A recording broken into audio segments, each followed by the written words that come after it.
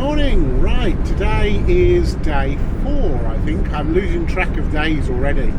God. Anyway, it's Saturday morning. The local time here is 9:23. It's raining. It's a bit miserable, and I decided not to hang around in Chateauxroux for the day. From what I saw yesterday, there wasn't that much to see, to be totally honest. So we decided to carry on heading south. We're heading down to Bordeaux. We're going to stay somewhere around about Bordeaux tonight. The total distance is somewhere in the region of 450 kilometres. So it's a long way.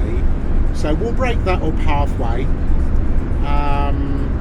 Driving conditions aren't that nice, to be honest, so we might as well just get the journey done. Roads aren't very busy. So yeah, a little bit of background. So yesterday we went from Dreux down to Bordeaux and then on to Chateauxroux, which is where we've just left. And yeah, the odometer at the moment is saying total distance travelled since I reset it, 520 miles. Average consumption so far 29.6, so I'm quite happy with that. I filled up again with fuel yesterday, which I think cost €1.67, which is about the same as the UK actually. Let's have a look. Average speed 35 miles an hour, and total travel time, so total time sat behind the wheel, 14 hours and 48 minutes, which sounds unbelievable. Can't believe I've been sat behind the wheel for that long, but there you go. So yeah, we're doing fine. We're enjoying staying at these airs. That obviously allows us to refuel our tanks and empty our tanks and all that kind of thing. And if we need to, which I'm hoping we don't really, we can always plug into electric and charge up our batteries. The battery system that I've got on board, so I've got a Fogstar Drift 100 amp hour LiFePO 4 battery, which is the house battery. And then that is obviously connected via a B2B charger to the main battery, which charges off the alternator. So that's charging as I'm going along. I've also then got a Blue Yeti Apex 300, which is a big power bank. It's got 3,000 watt hours of storage approximately, and it's got a built-in inverter that will do approximately 3 kilowatts. So that is connected into that system for charging using a Blue Yeti B2B charger, so it wires straight into the battery, and at the moment that's charging. So the time, as I say, is 9:30 here, and it's on 72%, having used it last night for the kettle and for the cooking and whatever. And it's charging at a rate of 224 watts an hour. So by the end of our journey, that should be fully charged. The Fogstar will be fully charged. I've got another power bank as well, which is kind of a standby power bank, which is another Blue Yeti, but that's only got something like 500 watt hours. So I use that infrequently. I can also plug that into the system to charge while I'm driving as well, but I only use that as a very, very last resort standby if I need mains. So there you go. That's just a bit of information. I've also got some solar panels on the roof, but they're not working at the moment because there's no sun. So hopefully when we get down to the south of Spain, looking at some of the Facebook posts, it's nice and sunny down there. So hopefully, taking into account when we get to the south of Spain, we won't be doing as much driving as well. So hopefully the sun will keep the battery banks topped up.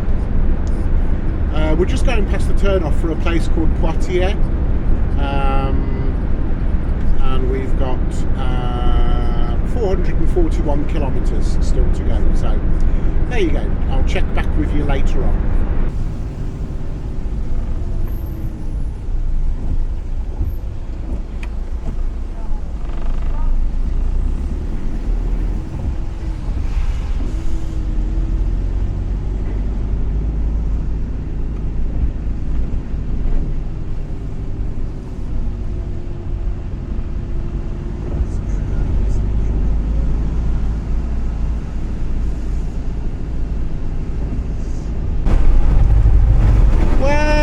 Experience. I've just driven through Bordeaux, or yeah, on the motorway anyway, and I think up until now my high regard for French car drivers has been because I haven't been in a city.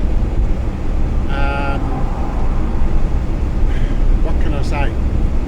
There's some really bad drivers out there all over the world, I guess, and as soon as I'm having a rant, I don't have a lot of respect for British lorry drivers, the way that they hog the lanes when they're overtaking up a hill. If you've got 2 lanes, I don't understand why they need to take both of those lanes, and I don't even care what their excuses are. As a car driver, and I'm sure most of the lorry drivers are car drivers, I'm sure if they were in a car, they would get frustrated with it as well, whatever the excuse is. But anyway, French lorry drivers seem even worse than British. I got cut up on one. I was coming down a hill and one pulled out of a service area. Clearly, well, he saw me, how could you miss me? But he clearly didn't care. And then he continued to overtake up a hill, even though there were signs saying if you're 3.5 tons or more, you do not overtake. And he literally sat in the outside lane for about 1.5 miles, overtaking other lorries.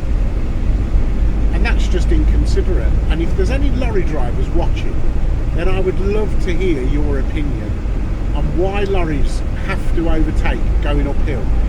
I know what you're going to say about weight and power and all that kind of thing, but for them to overtake a line of lorries with maybe an advantage of 1 or 2 miles an hour, so it takes 1.5 miles to do it, I'd love to hear an argument that that isn't inconsiderate. And also, if there's any lorry drivers out there as well that are car drivers, and I would imagine 100% of you are, tell me that you've never been frustrated sat behind a lorry driving like that.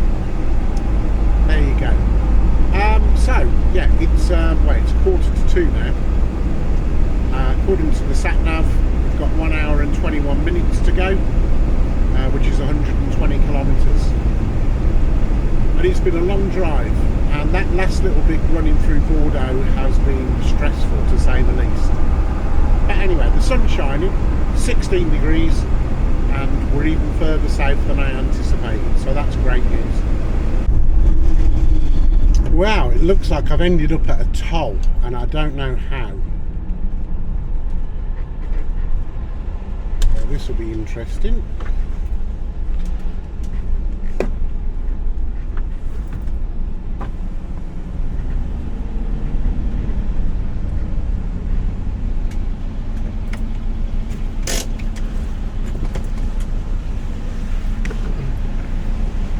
I've got no idea. It says class 2, but I've got no idea how much it's charged me. Oh well, first time for everything.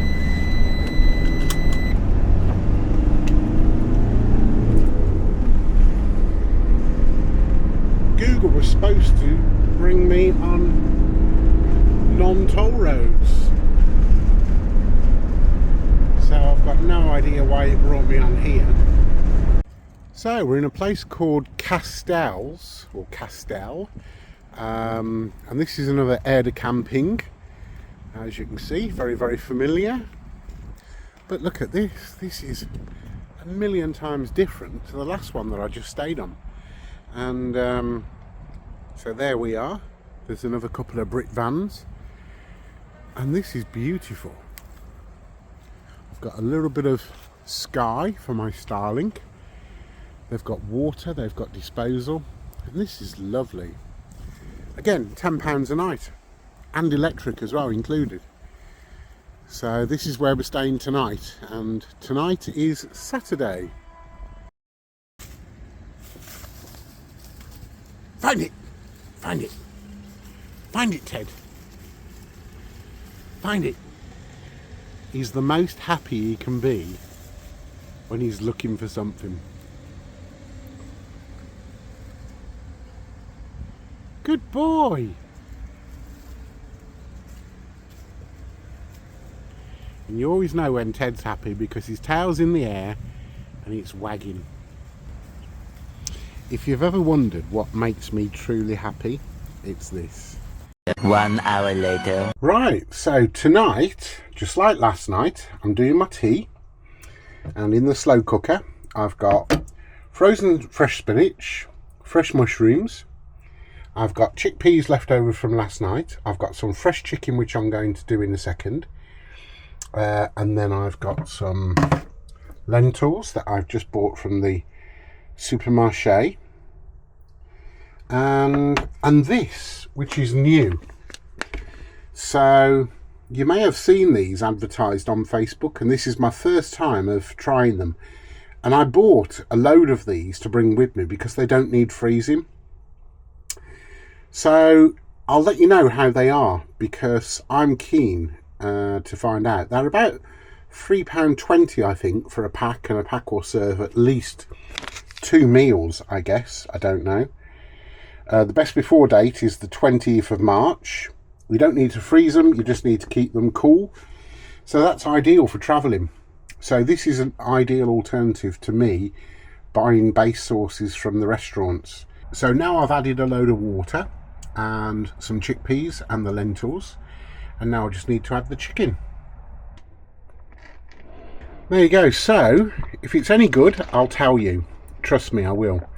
And it's called East at Home, and it's advertised all over Facebook. So that's it, the slow cooker's on, and it'll probably take about 45 minutes. The only thing it's really got to cook is the chicken, because everything else is fine. The reason why I'm so excited about these East at Home packets is because as a motorhomer, you're always tight on space. And the amount of freezer space and fridge space that I've got, I'll just show you, is kind of limited. So I've got a very, very small freezer and a relatively large fridge compared to a lot of motorhomes. I'm away for 2 months and I brought 30 of these, I think. So I've took a bit of a gamble because this was my first order, but I'm really hoping that they pay off, and I'm really hoping that they taste like proper curry house curry. So this is my curry that I've just cooked. It's took roughly around about 3/4 of an hour, and it's used around about not even 10% of my battery.